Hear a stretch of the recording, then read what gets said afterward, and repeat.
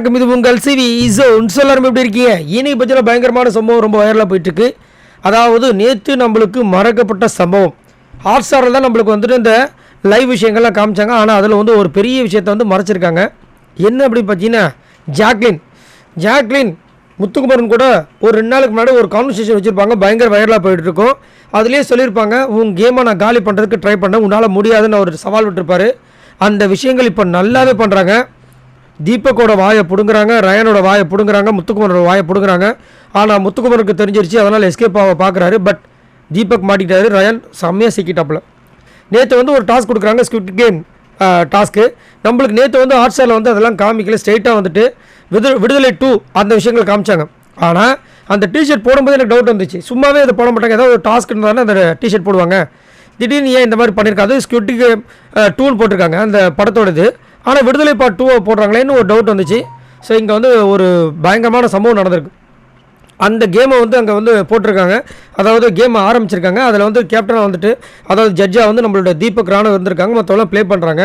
அதில் ஆனால் ரூல் புக்கில் கிளியராக சொல்லியிருக்காங்க, அந்த சாங் ஒரு வரும் பாருங்க, அந்த பொம்மை திரும்பும், அந்த டைம் தான் நம்ம நடக்கணும், காலில் தான் ஒரு ரப்பர் மாதிரி கட்டிட்டு நடக்கணும்.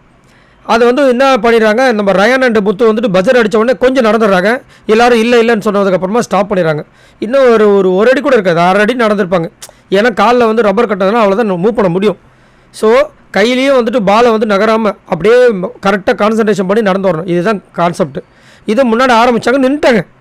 அதுக்கப்புறமா அந்த கேம் கண்டினியூ ஆகுது. சூப்பராக 2 பேருமே, முத்துன் ரயான் வேறு மாதிரி வெறித்தனமாக செம்மையாக பண்ணாங்க. லாஸ்ட்டாக ரயானோட பால் கூட கீழே வந்துச்சு, ஆனால் முத்துவோட பால் கடைசி வரைக்கும் கீழே வரல. அவங்க வின் பண்ணாங்க. அதுக்கப்புறம் அன்ஷிதா வந்தாங்க, ஜாக்லின் வந்தாங்க, விஷால் வந்தாப்புல. அதுக்கப்புறம் வந்துட்டு பவித்ரா காலி, ஜெஃப்ரி காலி. அதுக்கப்புறம் வந்துட்டு பார்த்திங்கன்னா சௌந்தர்யா காலி, அருண் மஞ்சள் உள்ளே வந்துட்டாங்க. ஸோ இவங்க 3 பேரும் காலி, மீதெல்லாம் வின்னு. இப்போ உள்ளே வந்து உட்காடுறாங்க. அப்போ வந்து பவித்ரா வந்துட்டு போங்குன்னு சொல்லிட்டு ஆரம்பிக்கிறாங்க.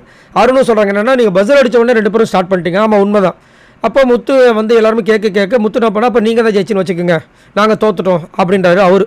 அப்போ மஞ்சள் வந்து இந்த மாதிரி தேவையில்லாமலாம் பேச வேண்டாம் அப்படின்போது அருண் கிளியர் கிட்ட சொல்கிறார், இதில் வந்து யார் ஜெயிச்சாங்க தோத்தாங்கலாம் கிடையாது, அந்த லைனுக்கு வந்தவங்க எல்லாருமே ஜெயிச்சிட்டாங்க, லைனுக்கு வராதவங்க தோத்துட்டாங்க, அவ்வளோதான் அப்படின்னு கிளியர் கிட்ட சொன்னாலும் மஞ்சரியும் தேவையில்லாமல் பேசுகிறாங்க. ஆனால் ஜாக்லின் செம்மையாக வாயை பிடுங்குறாங்க. நீ அதை பேசக்கூடாது, இதை பேசக்கூடாது. நார்மலாக வந்துட்டு நம்ம ரயான் ஒரு விஷயத்த சொல்கிறாரு, அதை அப்படியே மாற்றுறாங்க. சும்மா பின்னாடி வந்ததை பார்த்து இதை மாதிரி சொல்லும்போது, நீ வந்து வேணும்ட்டுமே என்னை வந்துட்டு நான் பின்னாடி வரன்ற மாதிரி நீ என்னை வந்து தாக்குற மாதிரி கலாய்க்கிற, அது ரொம்ப டூ மச்சாக இருக்குது அப்படின்ற மாதிரி பிளேட்டை மாற்றுறாங்க. ஆனால் கடைசி வரைக்கும் வந்து இவர் முத்து சொல்கிறார், இவர் தெரிஞ்சு போச்சு முத்துக்கு. ஏன்னா ஆல்ரெடி அவங்க சொல்லியிருக்காங்க, உங்கள் கேமை காலி பண்ண போகிறேன்னு. அதனால் கடைசியாக நான் ஒத்துக்கிறேன், என் மேலே தப்பு அப்படின்னு சொன்னதுக்கப்புறம் மஞ்சரி விட மாட்டாங்க, ஜாக்லின் விட மாட்டாங்க. ஆனால் ரயான் மட்டும் பேசிட்டே இருக்காது, அப்படியே போகுது, பெருசாக அப்படியே போகுது. ஸோ இந்த சண்டையை பார்க்கும்போது கிளியர் கட்டாக தெரியுது, ஜாக்லின் வந்துட்டு வேணும் விட்டு முத்துயும் ரயானையும் சாய்க்கணும்னு நினச்சி ஒரு சம்பவம் பண்ணியிருக்காங்க. அதில் முத்து செம்ம எஸ்கேப், செம்ம மாசம் வந்துட்டு எஸ்கேப் ஆகிட்டாப்புல. பட் ரயான் பாவம் வசமாக சிக்கிட்டாப்புல. இதை பார்க்கும்போது கண்டிப்பாக வந்து ஜாக்லின் மேலே நம்மளுக்கு இருந்த ஒரு மரியாதையே போச்சு. ஏன் தேவையில்லாம இந்த ஒரு கேமுக்காக இந்த மாதிரி ப்ரோவோக் பண்ணுறாங்களே அப்படின்னு. இதை பற்றி உங்களோட கருத்தை சொல்லுங்கள். பாய் நண்பர்களே.